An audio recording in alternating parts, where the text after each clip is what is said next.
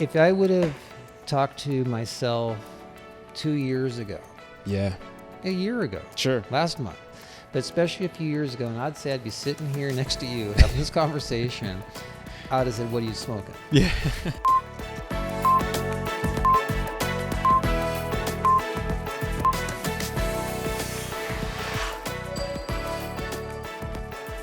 Hey everyone, welcome back to another episode of Who Can Relate. I'm super excited to have this guest on the show today. Fittingly enough, he hosts for me the headquarters of Who Can Relate. So this is perfect. It only took me half a dozen episodes to have him on. But nonetheless, let me introduce you to Mr. Peter Dokus. So Peter is a photographer in the industry of entertainment and modeling for over 30 years. He is a father, and he's also an expert in Boy Scout, as we'll kind of talk about in this episode. So without further ado, Mr. Peter Dokus, Hello. welcome to the show. Thank you very much. Thank you for having me. Super excited to have you. I'm honored. So again, a little bit more background. I'm sure being a photographer for 30 years that's how we met, Yep. right? We met on set, and as I often do with anyone that I find fascinating, I try to pick their brain. And one of the things that you started talking about and shared your story with was your time with Vibe magazine shooting NWA, which must have been insane. I'm sure you have stories galore. Stories galore. But yeah, so photographer for over 30 years. And what else do you want to add to the resume? Born and raised in Hollywood. Okay. That says something for being in LA and working in Yeah. this business. Yeah. I've owned the LA loft for over 30 years. It was the first major photo rental studio in LA. Nice. And with most everything in my life, I've kind of stumbled into my career, my job. I mean, I have a passion. I followed photography as a passion, but finding this incredible space was a 1 foot by 1 foot sign on the edge of side of the building. So it's just a lot of luck. Sure. And divine timing, right? It's all divine timing. Such as everything. Hard work and yeah. So today we're going to be talking about life during a pandemic, as luck should not have it, and or luck should have it. Yeah, right. I guess we'll figure it out. But yeah, I just want to know what it's looked like for you, how it's affected you. How did it start off? And I know you have a very interesting little story as how your quarantine life started off, which was living in a tent in your ex-wife's backyard, which we'll get into. Go figure. Yeah. But so I guess we'll talk about it. We'll start with what does that look like for you? How has it affected you? Wow. How has it affected me? Well, career-wise, business-wise, Hollywood's basically been shut down. Yeah. So my last real photo shoot was in beginning of March.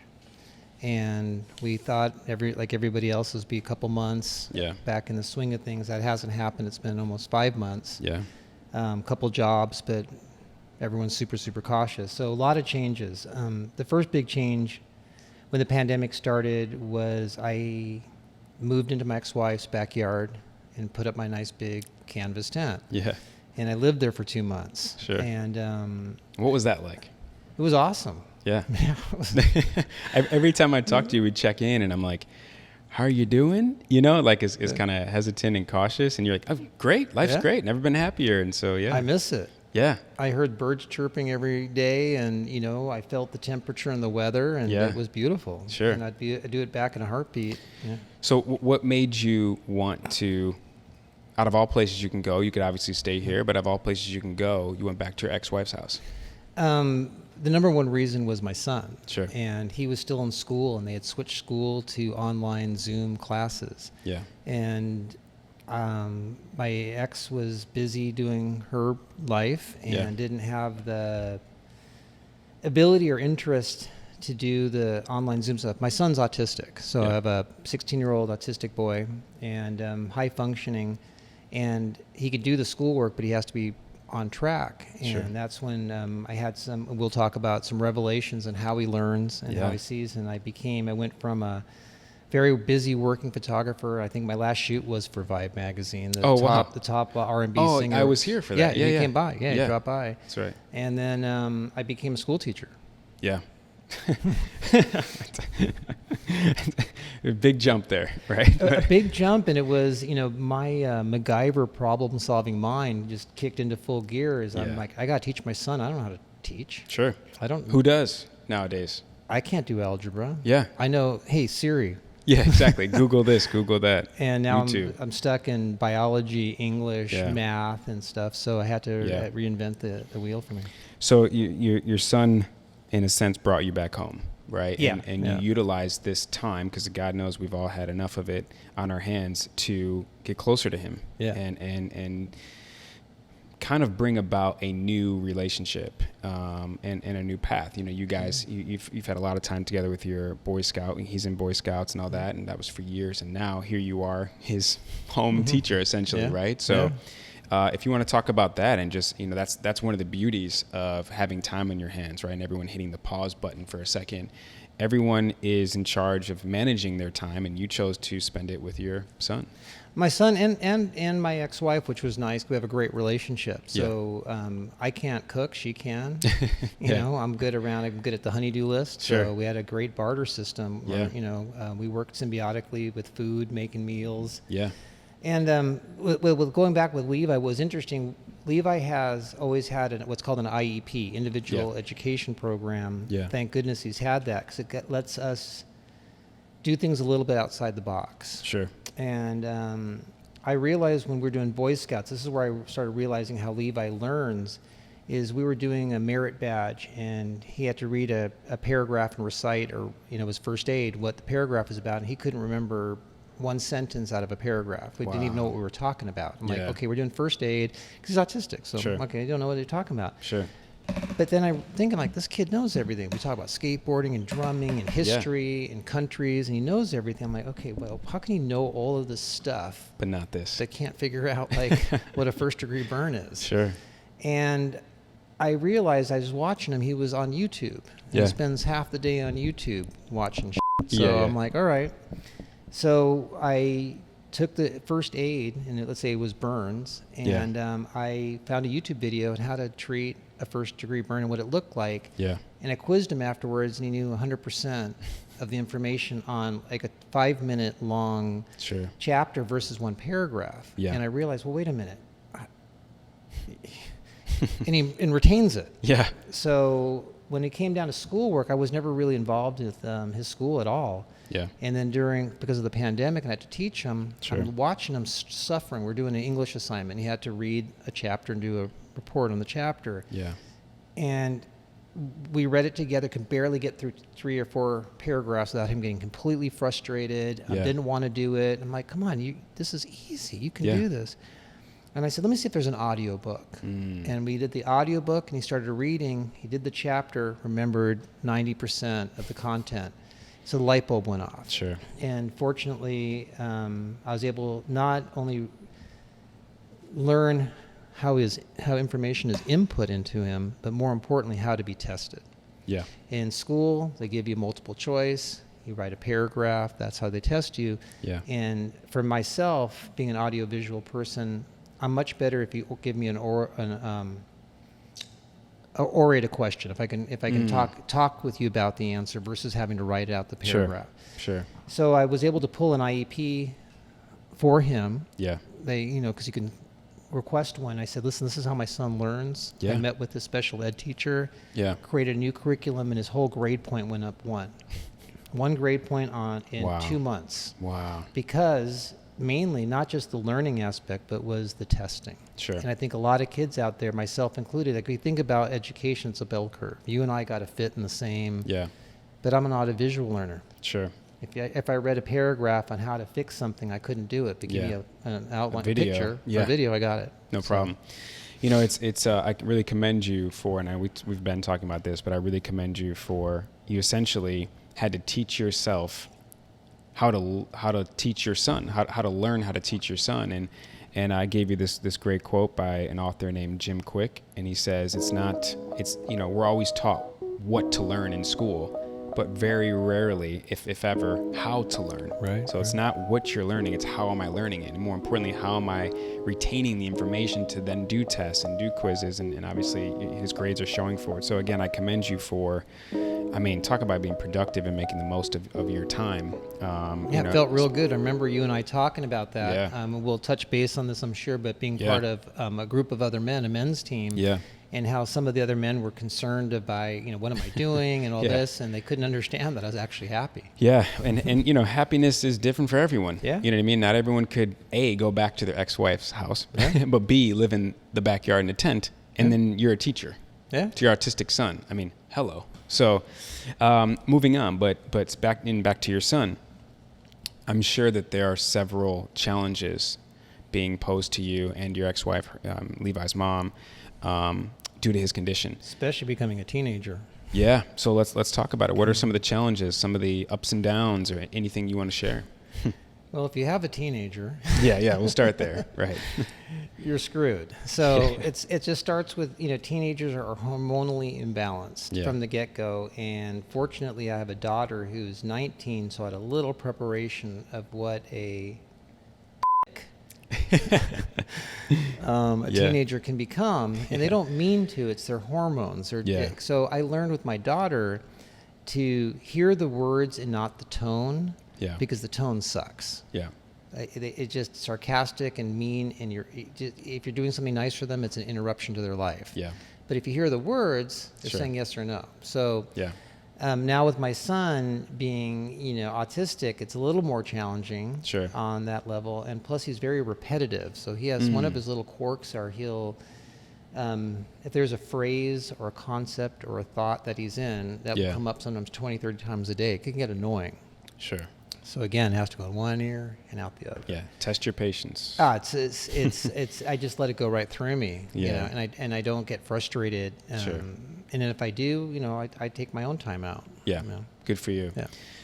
And I mean, if we can go into how, when you guys found out, or how old was Levi when you guys found out he was autistic? I think it was around that 18-month mark. I think when they Okay. do those MMR shots, and I'm not blaming them on vaccines or anything, Sure. just timing-wise. It was Sure. right afterwards. Yeah. And something definitely happened because he was definitely 100% neurologically on track till after those MMR shots. Wow. Within a month and a half, he literally sat staring out the window, lost all his words, and for about 5 years couldn't speak.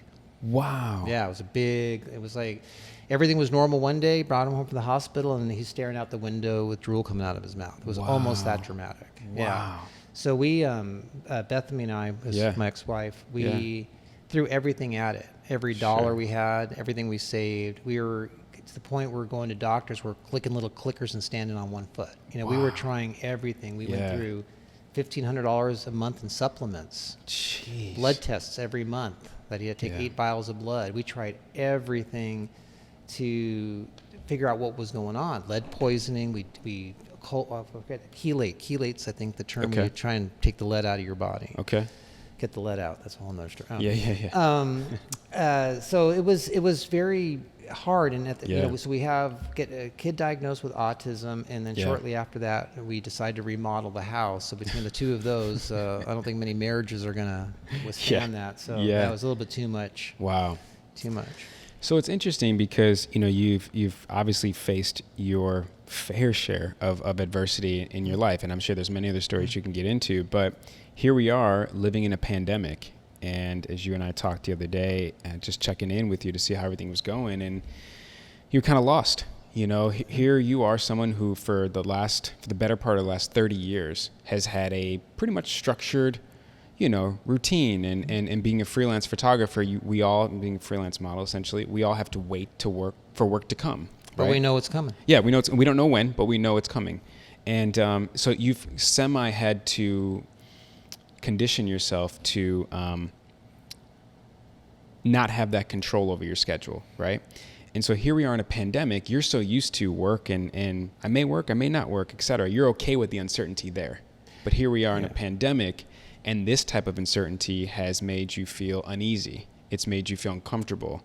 You've kind of lost that sense of purpose and belonging. And you're not alone.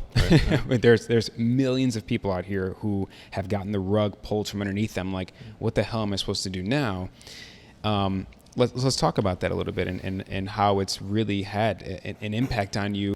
Isn't the best psychologist I can solve your problems, but not my own? The best financial advisors are the ones who always file bankruptcy. Yeah, they're broke. Yeah. So same.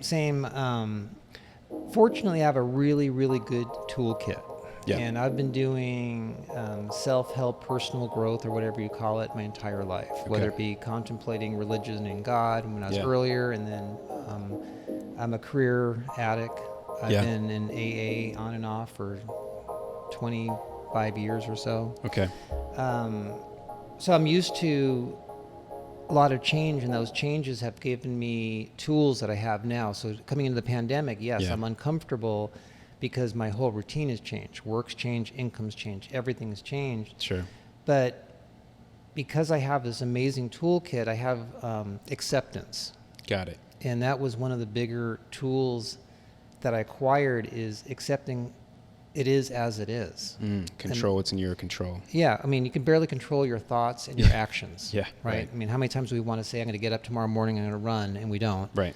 Let alone controlling anything. Yeah, exactly. So fortunately, I have that in me. So when the pandemic started, I just really just accepted it. So the first couple months were easy. I knew no one was working. Streets were dead. Yep. It's only in the last month when I'm watching the town loosen up. And I'm starting to see people working, and now there's traffic on the freeway, but yet I'm not working. So the comparison factor. Well, not comparison, just being aware that life is starting to happen again, but not in Hollywood. Okay. You know, like stores are open. You can go to a retail store now, which you couldn't the first 2 months. But you can't start really in on production. They're loosening it up, but you know, it's miles away still. Yeah, we don't know. And so that uncertainty has caused me anxiety that I haven't had in years, because, you know, I was lucky to get a little bit of unemployment. Lucky to get the SBA loan for a couple bucks and another loan, but that's a Band-Aid. Sure. A Band-Aid. So this, the way I came out of this, where I am today versus even 3 days ago, thanks to a conversation we had, you and I. What was the line you say? It's challenges. Oh, you want to respond, not react? You want to respond, not react. So when you said that to me, it made me really realize that I have fallen in the last month into old behavior patterns, and one of them is fear, and one of them is reaction. So if you come down the street and I don't trust you, I'm going to be defensive. I'm going to be reactionary to your move or whatever, versus I could just walk across the street. You know, and have that foresight and So, which we'll maybe discuss in this in this episode, but where I'm moving now towards, because I don't have for myself faith in the photography and photo rental business that I've had for 30 years. Once it kicks in, I'm already in the hole. I'm already in debt. Well, let's before we get into what's next, let's talk about just more in detail about some of the good days during this pandemic versus some of the bad days. You know, I mean, and that's life, right? There's highs and lows, there's peaks and valleys. We all know that. Most of the time, with the good comes the bad, etc. But here we are with this complete unknown, and unfortunately, in my opinion, which is the bigger issue here, is the amount of uncertainty, which leads to anxiety, could lead to vices. You know, when you don't have. When you have as much uncertainty as we've been very poorly given by our leader, it can cause you to kind of lose your sense of purpose, your sense of belonging, as we mentioned. And then when that happens, oftentimes you tend to kind of let yourself go. And whether you lean towards and rely on vices, or you're just lazy, etc. If you want to talk about that a little bit. Well, the vice is great. As soon as I've managed to get good amount of sobriety time, whether it be from drugs or alcohol or weed or sex or food or whatever. I get whatever drug. To me, it's people. You know, what's your drug of choice? And I'm like, whatever's there. It could be food, it could be sex, whatever the trigger is. It's going back to a comfortable behavior. So if you spend most of your life drinking or smoking or acting out, that's the norm. So then you get sober and you're in this new world, and then hits the fan, and what do? You want to go back where it's comfortable. Patterns that are comfortable, that you know. I know if I get stoned, I don't have to do anything the rest of the afternoon. It's not, you know. Fortunately, I don't suffer from guilt. But Guilt's a good one, but guilt's a good motivator. But Sure. you know, so I found myself also slipping back into vices, behaviors during this pandemic, being reactionary, as you said. But here's what the change happened the last couple of days is when you said that quote to me about being reactionary versus responding. I realized I do have the choice of how I want to behave and act. It's not, I'm not a victim of any behavior. circumstance. No, it's a choice. Yes. To some degree. There's mental illness and addiction. Sure. Right. Yeah. But there is a point, even in sobriety, that you're choosing not to be this way. Yep. And since last couple of days, I've chosen. Like, wait a minute, what am I doing? I just lost myself for a minute. Yeah, and we all do, and it's okay. And I think the biggest thing that I appreciate from you, and I'm happy you did it, was you were aware of it, but then accepted it. You weren't blaming anyone or anything. It's like, well, this is no. You're like, you're right. I let myself go, and I need to get my shit together, and that's okay. There's a great quote by Maya Angelou that I always try to reference here, especially, and it's always fitting, especially during this time, is sometimes you can't change your circumstances, but you can change how you respond, not react to your circumstances. And so here you are now. So because you started off during the pandemic responding, right? And utilizing your time very well. And then you kind of lost some momentum there and some headway. You moved back into the loft, and you know, you got into some old patterns, some old habits, and you know, life happens to us all.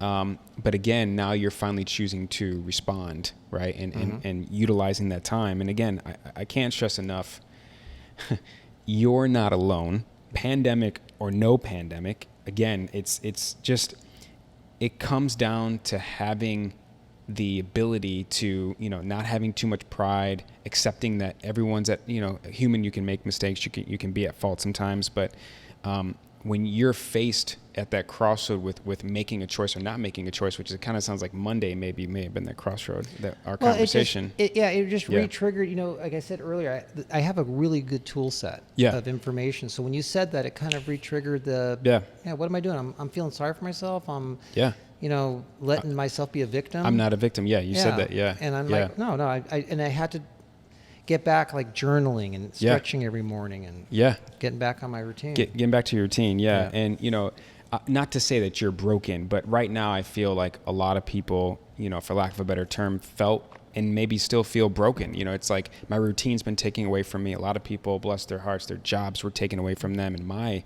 specific personal situation, my essentially ability to see my daughter was taken away from me. I couldn't travel to Chicago. I was scared. I didn't know what was going on. And I, in a sense, you know, for that specific situation with my daughter, felt broken. I felt like that was shattered, right? But as the saying goes, the quote goes, my wife loves this quote. She says, you know, we're all broken to some degree, but that's how the light gets in, you know? So, and then as right now, as you're realizing, comfort and growth can't coexist. You were, you know, comfortable there maybe towards the end, right before the pandemic. We're all comfortable to some degree, but now we're forced to be uncomfortable.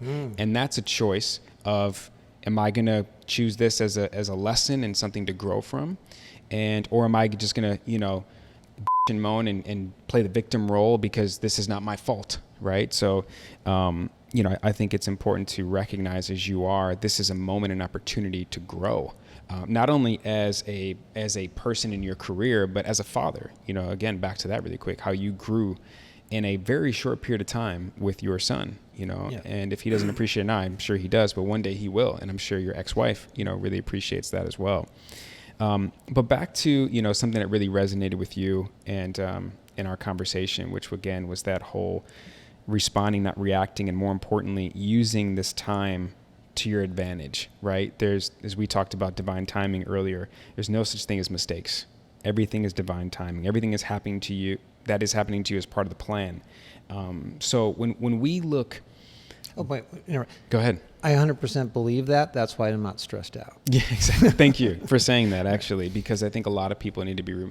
Everyone kind of knows that, but it's nice it's a friendly reminder every now and then. But when you know that... When you feel that... When you feel that. And you know that's a different level. Yeah. So when we look back, you know, 10, 15, 20 years from now, at our time during the pandemic, what do you want to reflect on as to your time during it? And then more importantly, the bigger question is, what do you want to have to show for that time? So I guess then the third part is, what's next for you? What are you working on? Good question. I thought about that. I thought about that for a minute. Before, what is this time? What am I going to leave behind? There's something we talk about I belong to something called the men's team, which you're aware of and been on. We'll talk about that, but it's legacy. What are we leaving behind? Yeah. And the importance of it. So because I have 100% faith is that things are as they are, they happen and unfold. I don't worry about that. Sure. I don't worry about my legacy because I know it's developing. Yeah. And from where I stand today moving forward, because I really do believe that whether you call it divine intervention or we're on a path, that I just need to stay with my mind open enough to receive the messages and then act on those messages. You can't receive the message and do nothing. Yeah, and also if I can add to that, as Jared mentioned earlier today, you have to be open-minded to those messages, because there's a lot of people who block their blessings. Yeah, it's So let's be honest, opportunity knocks. A lot of times you don't hear the knock. You have to have that hindsight up front. Which is so difficult and easier said than done. Yeah. But I'm finding it, maybe it's part of it is age and other part of it is the work that I do, which I'd like to talk about, called journey work. Let's talk about it. And it's working in the quantum field of your mind. So something that maybe the saying is 1 night of a journey is like, 7 months of therapy. Don't know if it's true, but since I've started doing this journey work, it has shown me it's the things we already know, but then you actually attach the feeling to it, and then it becomes real. So someone tells you 100 times, if you just get up in the morning and do your sit-ups, you'd have a flat stomach, and you know it, but you never do it. So you're on the journey, and it comes clear, like, oh my God, if I just do this, and then now you got to start doing the sit. So journey, in a sense, could be messages that are delivered in a different way. They could be delivered in a different way. I think A more clear way, I guess. The way my definition is when you to define a journey. Is it okay to define it? All right. Yeah. So I guess there's different definitions of a journey. What is a journey? Journey work. I mean, I'm going to use this phrase loosely. Yeah. So because it may be called different things for different people. Sure. It's using plant-based medicine to take off the filters to kind of get down to who you really are and your essence. So it just, I lack of better terms, it takes off the filter, and we use a combination of MDMA and psilocybin. Okay. So MDMA the type that we use in our journeys comes from Indonesia, from sassafras resin. Okay. So it's natural. Yeah. And then the psilocybin are grown by a special guy that grows mushrooms. Yeah. And they're high quality. And it's pretty consistent. And what we do is we create these journey spaces where we set intentions. There's a ritual involved. And we drop in on the medicine, and you spend an hour and a half inside your head or working with somebody on what the issue is or what you're working on. Let's say a common one is letting go of what doesn't serve you. Okay. We could all use that. I think almost every journey, half the people, like 10 to 20 people are in a journey. Sometimes one person, it could be one-on-one, it could be 20. Sure. And the number one thing is people letting go of stuff. What doesn't serve you? It could be past relationships, marriage, whatever. Yeah. So let go of what doesn't serve you. Since I've been doing journeys, my mind is opened up to the acceptance. And so during this pandemic, part of why I didn't have any real fear or anxieties because of that acceptance. That sure. I know how, when you go in the journey world, you kind of you feel like you understand how the universe works. You know, your higher power, the universe. For me, where I go is in that there's a space in your head. God, it's so hard to explain. The realm. Yeah, and where you're just open to see things. It changes. Sure. It just will change. It could change your viewpoint on many things. One incident that happened, I've had a shoulder injury, rotator cuff injury in my left shoulder. Okay. That's been plaguing me for years. Okay. And the only option is surgery. You know. Yeah. And I've been doing exercises. But it's constant pain. And so I did a ayahuasca journey, my first one. And during the journey, the medicine talks to you, and she's asking, "What do you want?" And I'm like, "I have everything I need." She was like, "Really, what do you want?" Yeah. I'm like, "No, I'm pretty cool. I got, life's good. Yeah. I'm fine." And she kind of, in a kind of a mean voice, said, like, "What do you want? What do you really want?" I go, "Well, my shoulder hurts." Yeah.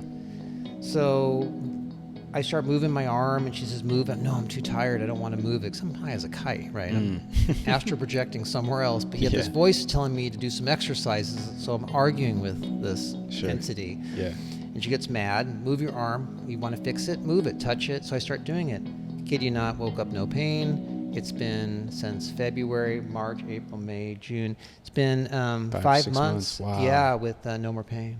Wow. And that happened in that space, because you can go in and monkey with shit. That's all. I don't know how to say it. I'm not a big hocus pocus guy. Yeah. But, things happen. So now, like, I'm going to do a journey tonight, matter of fact. Yeah. And I'm going to go in and I'm going to work on some stuff. So I have a question, and this is great. I remember when you first mentioned a journey at one of the men's teams meeting, and I was fascinated by it. I've heard of the toad. There's like a toad serum or DMT. DMT, which is like the heavier load, right? Correct me if I'm wrong. Well, different. Heavier is a not the subjective. word. Yeah, it takes you. I think they call it the God drug. I think it projects you into space, way beyond. Yeah. I haven't done it, so I don't know. Got it. Yeah. So there's the DMT and then ayahuasca. What are other forms of journeys? Are there too many to name, or are there just like a handful? I think there's a handful. Probably would be indigenous to the country. Like, so what if you're doing ayahuasca, that's coming from the Amazon. Yeah. Yeah, we're getting MDMA from Indonesia. Yeah. And the mushrooms are coming, I think, from Lake Shasta. Okay. So, they're locally grown. Yeah. And I think it really boils down to the intention or the ceremony. Like, I think people can take it and party. Sure. Because it's euphoric. Yeah. There's a euphoria to it. Almost like a ecstasy. I was going to say Molly. I think that I don't know the chemical breakdown, but I think they're similar. But these are 100% pure plant-based, so where ecstasy and Molly is made chemically. Yeah. This is natural, and because I think part of its intention, you can have a glass of wine and drink it responsibly, or you can go drink and get sloshed. Sure. It's like everything's moderation, portion control. A bar in America versus a pub in England. Yeah. It's a different attitude to drinking. Sure. So same thing with journeys. You can go into the space. People say, "Oh, you're gonna go do drugs tonight? You're gonna go get high?" Yeah. And I really don't look at that way, being a sober person. Like, I was reluctant. The first journey I did about just over a year ago, with my core group of friends that have been encouraging me that I should do it, I didn't want to do it. I turned them down every time. I'm like, no, it's not for me. I don't want to sit around and do drugs. I've done that already. That's not interesting. So I'm glad you said that, because I think that wasn't necessarily my initial reaction or thought on it, but I was definitely intrigued and curious. But I was like, ooh, drugs, I don't do drugs. So for someone who's, I guess, like me, who doesn't really do drugs, is maybe a little bit more reluctant to doing, or being, more hesitant to getting into something like this, what are some of your recommendations for a first timer with this? That's kind of, I'm asking this for myself. Good question. What the journeys that I'm doing with the MDMA and psilocybin, we call them heart-opening ceremonies. Right. Because you become very emotionally and heart-open. Yeah. Versus ayahuasca, which is another trip. It's not a heart opener. Okay. It takes you somewhere else. If you've never done hallucinogenics, if you've never done mushrooms or LSD, and you were to do an ayahuasca trip straight off the bat, it's a rocket ship ride. Okay. It's more intense. It's a more intense. So when we do the journeys, there's, for lack of better terms, and I use this term extremely loosely, a shaman.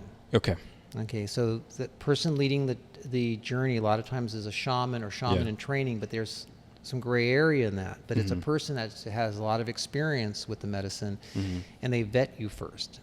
So you and I are the same size. So we would take the same medicine if we want our average journey. But since I have done more experience, I might say, oh, on this journey, I want to go a deeper dive. So I'll do more psilocybin on this one. Okay. Instead of the normal dosage, 3.5 grams. Okay. That's the so standard. I might do. Yeah. Yeah. And you might say, oh, I've had no experience. I don't want to be uncomfortable. I say, okay, well, I need to do 1 gram. Got it. So it's really tailored to the individual. My recommendation for anyone that's interested is it's word of mouth. You're going to find somebody through somebody you know. You're not going to Google it. You're not going to. You're not going to find it. Because it's you have to find someone that's hosting them. Right. And they're usually smaller groups, or now they're starting to be used in therapy. A buddy of mine has done 3 sessions with a clinical psychologist in their office where he does the medicine. Wow. Sits with the therapist and they do the work. Wow. And I'm doing a session next week with a shaman. Yeah. That is interested in hiring me is the wrong word, training me. Okay. To work his journeys with them. He has a little different approach, and he does one-on-one sessions. Okay. That's his main thing, and he wants to open up to group sessions. It's a different dynamic of energy. Yeah. And that's where I'm coming in with him. Yeah. But I'd recommend it's follow your gut always. I mean, that's the most important thing. Is if it doesn't feel right. Like when I did my ayahuasca journey, it was supposed to be 2 nights. The first night I didn't feel right, so I didn't do it. I didn't even go. Wow. Yeah, I'm out money now. Yeah. But I didn't feel right, so I called the shaman up. I said, I don't feel right. She goes, don't come. Wow. And then the next day she called me up at 10 in the morning. How do you feel? I said, I feel good. She goes, come on down. Yeah. So, it really, Yeah. You should never, ever, ever, ever feel pressure. Don't force it. Yeah. So just really quick too, and I know there's more information on it, but as we talked about today, there's certain ways to prep for a journey. So don't eat. Well, drink lots of water, or you can eat plant-based. Eat healthy. Yeah. Okay. There's part of the journey experience for some people is purging, and you could look at it as you're letting go of the toxins in your body. Physically. You could be. How many times you can be so adrenaline rush and you're nauseous? Yeah. So sometimes there's purging involved. Some people get the runs. Sometimes the stuff comes out. Sure. So one of the reasons why you don't want to eat is who wants to puke up a bunch of rice and spicy food. Right. Yeah. So you hydrate, avoid caffeine, eat healthy.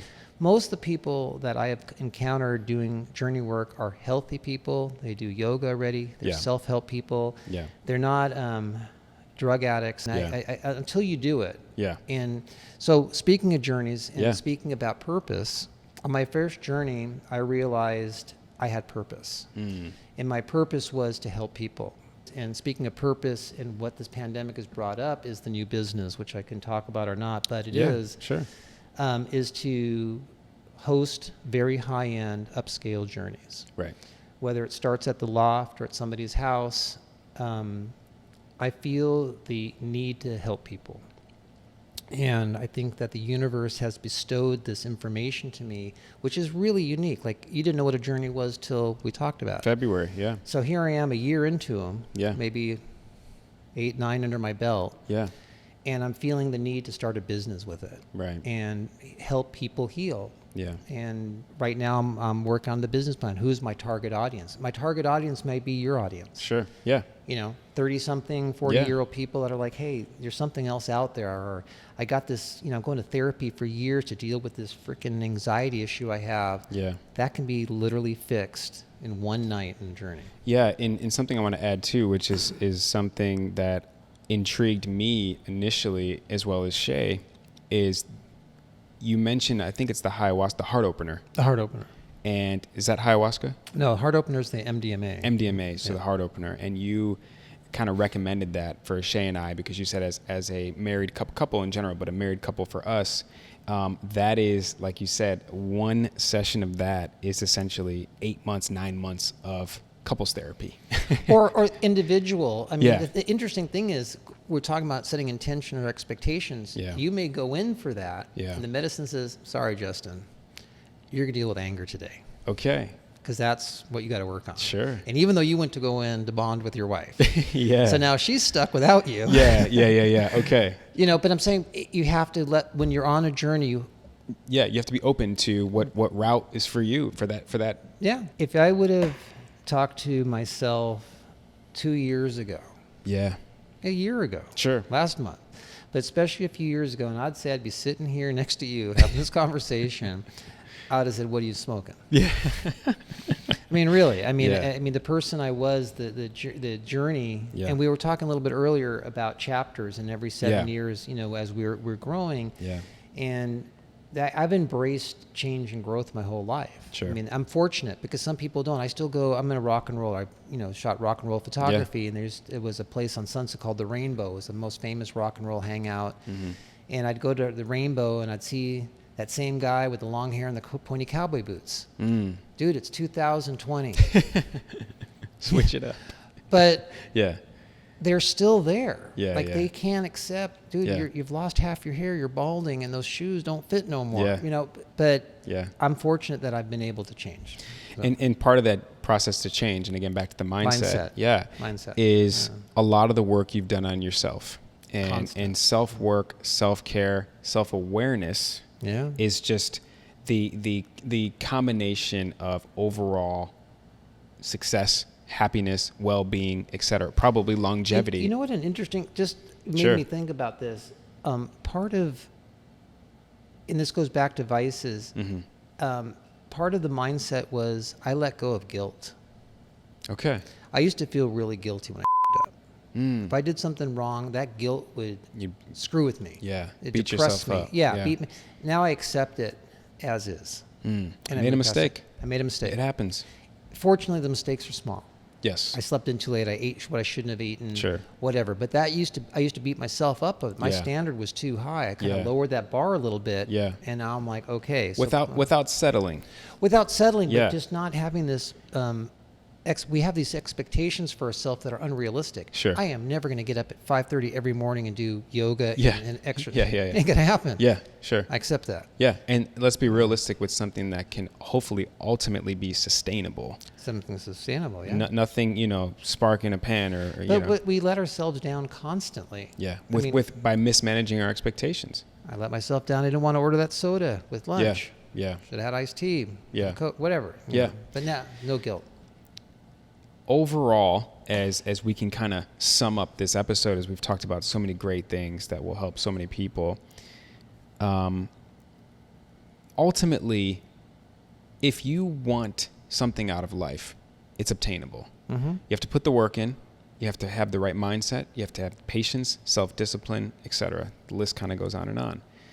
But here you are, someone who has lived the life that you lived and now has the mindset that you have and the control over your mindset that you have, which is probably the bigger thing. And myself included, as I'm getting there as well, having the right mindset and controlling my thoughts and what goes into it. What is something that you want to leave people with, and as far as a takeaway, and it doesn't have to be just one thing, but kind of final takeaways here from this entire episode? What's some things that you hope people can not only relate to, but really benefit from? Wow. I think, subject matter is going to resonate with certain people. Anyone with a teenager, anyone with a special needs kid. Sure. I think the thing I'd want people to take away is one thing for sure is acceptance. Yeah. And accepting things are as they are. And the square peg will never fit in the round hole no matter how hard you try. And just to accept is an important one. And that change, like with change comes growth. So that pain, that uncomfortability that I've been in for the last month, that change has opened up, because I knew it's temporary. Yeah. That's the advantage of age has. Yeah. I know I'm going to get through this. Sure. And now that I have this business that I want to create to help people, so that change, that uncomfortable, I'm still uncomfortable. I'm entering a world that I'm not 100% comfortable with. I'm a Hollywood production guy. Yeah. Big dollars, not this, but that's where the growth will come in. That's where the growth because comes you're from. so uncomfortable. Yeah. So I think that'd be the biggest takeaway is really just accepting yourself, and we're all have flaws. Yeah, and it's okay we're human. Yeah, it's the human experience. Without it, if you didn't have pain and suffering, if you didn't have sad, how would you know what happy is? Exactly. Cool. So the end of every episode, I do a round of rapid fire questions. Ooh. This is the fun part, kind of the game show portion of the episode. Again, Peter's not been prepped at all with these questions, so I love the raw reaction Oh, okay. of you instead of the response, thought out response. Uh-oh. First question is, Wait, drum roll. yeah, right?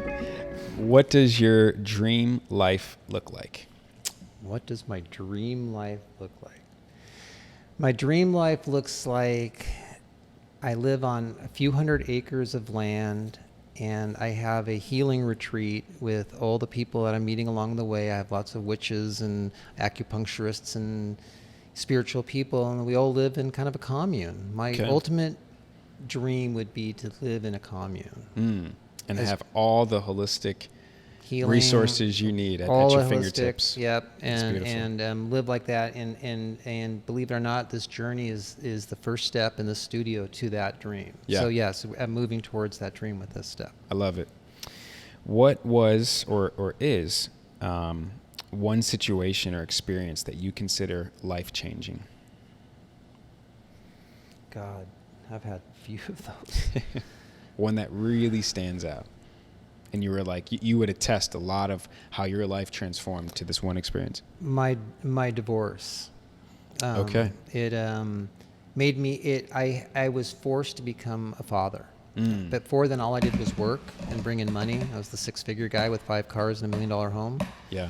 And divorce made me a dad, and made me, who I am today, because I have had to man up since then. Sure. So that was probably the biggest change in my life was 20 years ago, or not 20 years, 10 years ago when I got divorced.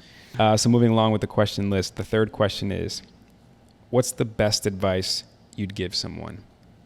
And I know you kind of did with the acceptance advice, but maybe it could be different now. Forgiveness. I guess acceptance. Well, that's kind of hand in hand. Goes hand in hand, Yeah. but nonetheless, they are different. And forgiveness, and a lot of people don't understand this. Forgiveness isn't so much about you. It's all about you. Sorry, it's all about you. It's Yeah. not so much about the other person. It's not about the other person. Right, I've right. written many letters I've never sent. Right. And if you hold on, like for me, the only one that's pissed off is me. Yeah. The only one that's feeling is Yeah. me. You don't Yeah. give a that Right. I'm not pissed spending at you. nearly as much time as you are. You're not at all. Right. Or I'm that. pissed off. I'm in my own head conjuring up all kinds of crap. Yes. Right. Yeah. Yeah. Forgiveness. I love it. Forgiveness. And we kind of touched on this earlier as far as legacy goes, but my fourth question is, what do you want to be known for when you leave this earth? Wow. That one's changed a few times. Yeah. I guess at my wake or funeral or whatever you have when your Yeah. death, I think it just like people would just say what a good guy I was and how I helped them. That's pretty much it. I Yeah. mean, I don't have a ego. I don't want a tombstone. You could just put me in a burlap sack and dig a hole. I don't care. Yeah. But I think it's the impact. The legacy is the impact I leave on people's lives. Like I Sure. mentor people, as you know, I mentor Jared, Yeah. and I've taken people in, and it's the effect I have on people. That's Yeah. that's what I want to I love it. take away with. Very selfless and in a beautiful way that you say that. Because I used to be the most selfish, self-centered, Yeah. me guy. 3/4 of my life. This is only maybe it's part of getting older. Sure. There's a quote by an artist, John Cougar Mellencamp, said, "Men aren't worth a damn till 40." And it's true because Sure. if something happens to you hormonally, Yeah. you're physiologically you change. You've had a kid, if you're lucky enough, like you and I, that Yeah. we've kind of got the lizard brain. We've procreated. Okay, we did our duty. Yeah. And you mature a little bit. Out of Yeah. that. So I have 7 more years of just You're ahead of the game. doing nothing. I think you're ahead of the game. Okay, so last final question. What do you admire most about you? My ability to change. I think that's the topic of today is adversity and To when adapt. to adapt and not be afraid of it. And Yeah. and with change comes growth. So when I technically lost my business, can't pay rent, no money coming in, I've had to change. And out of that change has come up a business idea that will accomplish mission and purpose for me. And had this pandemic not happened, and I was still making good cash shooting and working, Yeah. I may not be here today. Right. So I accept that. Yeah. So what's next for you, which is perfect. As you said, during this pandemic, you figured out this new journey and route you want to take. I'm going to be hosting journeys Yeah. here at the loft and eventually on locations. Sure. And I'm going full bore into healing people. Love it. I have the tools, I have the vision, I Yeah. have the desire, and so is your audience will eventually hear this. Yeah.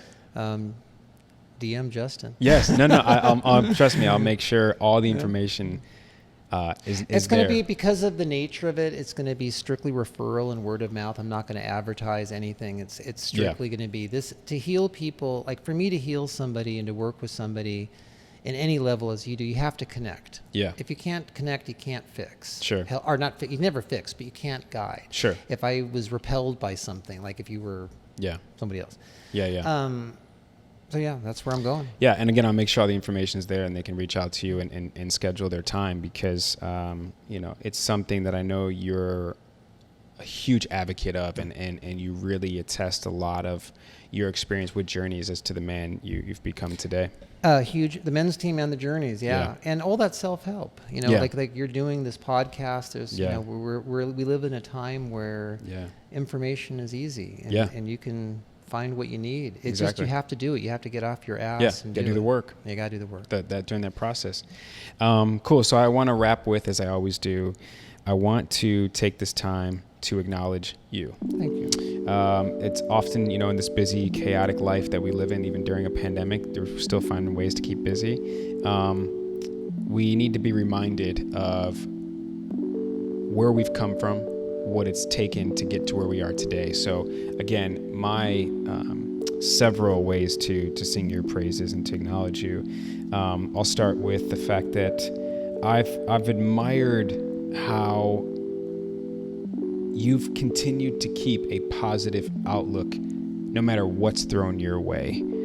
This is before I knew you had an autistic son. I didn't even know that. And so now it all makes sense even more so. So I admire the fact that you're able to keep a positive outlook. And now I realize the more I get to know you, it's about your mindset. It's about the fact that you can accept and forgive, etc.